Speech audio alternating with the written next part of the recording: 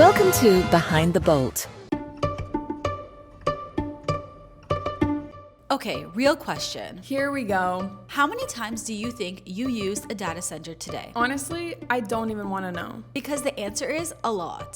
Probably more than you think. So today we're talking about the things you use every single day. Data centers, duh. Welcome back to Behind the Bolt. I'm Bianca. And I'm Brianna. And this podcast is all about breaking down modern computing, AI, crypto, and quantum. So we wanted to do this episode because data centers are one of those things everyone depends on. But almost no one thinks about. They're invisible by design, and when infrastructure works perfectly, people forget it exists. But the numbers don't forget.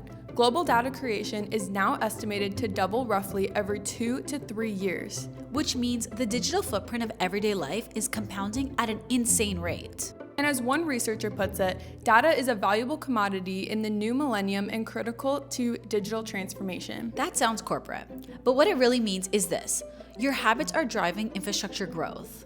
Every scroll, stream, location ping, AI filter Is compute, storage, networking, cooling, and power happening somewhere physical. And here's what people miss. Data centers aren't just storage lockers. They're active processing environments, high-performance computing, virtualization, real-time routing, and redundancy systems. Which is why researchers emphasize efficiency metrics, low power server design, renewable energy integration, and resource optimization. Because this infrastructure isn't optional anymore.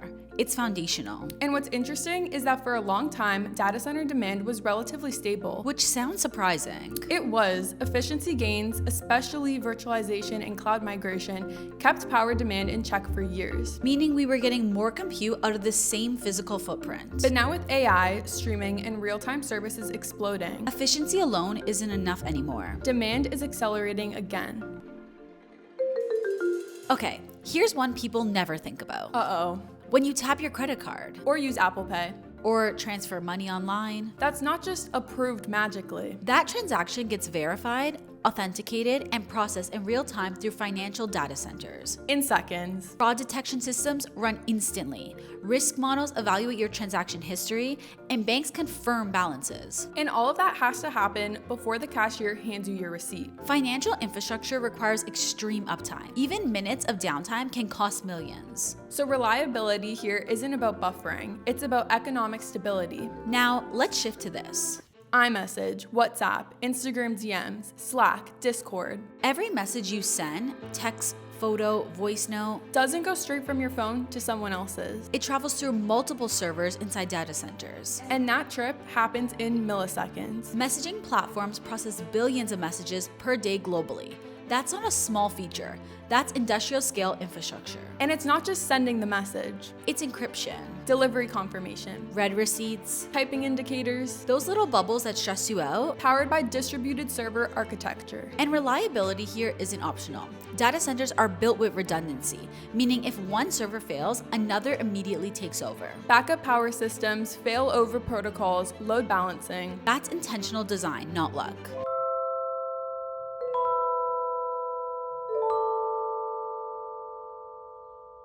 Okay, next one, streaming. This one really surprises people. When you hit play on Spotify or Netflix, You're not just pulling content from the cloud as some abstract concept. you're pulling it from a physical server in a data center. Video streaming now accounts for more than half of global consumer internet traffic. More than half. That means evenings, weekends, big live events, Data centers are scaling massively in real time. and capacity planning becomes critical because if you underestimate demand, You get buffering. you get outages, You get angry users. which is why performance, bandwidth allocation, and geographic distribution matter so much.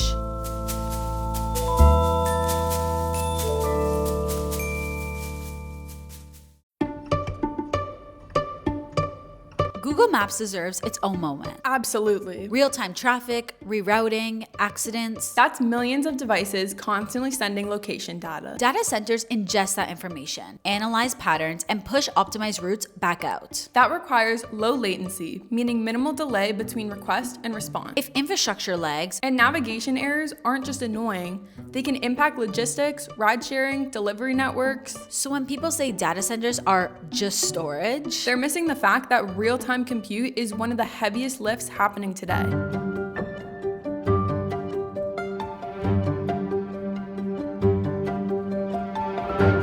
features are another huge one. Filters, background blur, image enhancement, voice assistants. A lot of that compute isn't happening on your device. It's happening in data centers using high-performance computing systems. An HPC, high performance computing, is designed for parallel processing. That means thousands of calculations happening simultaneously, which dramatically increases energy demand. Research shows that AI prompts can require significantly more energy than a traditional search prompt. Multiply that by millions of users, and power demand scales fast. Which is why efficiency research focuses on low power server design, improved utilization rates, renewable integration, and cooling optimization. Because historically, server utilization wasn't even that efficient.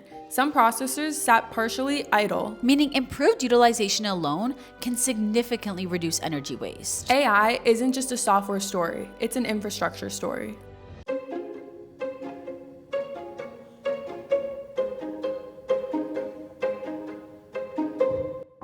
So when people hear data centers, they think niche. But they're actually foundational. Every tap, swipe, stream, and search depends on physical infrastructure working flawlessly. And it's not just about scale, it's about how we build it. Power efficiency, cooling innovation, renewable integration, geographic placement. Data centers are becoming one of the most critical assets in the digital economy. And as one paper puts it, data infrastructure now underpins organizations whose market valuations exceed the GDP of some nations. That's not small. And that's why the conversation around infrastructure matters more than ever.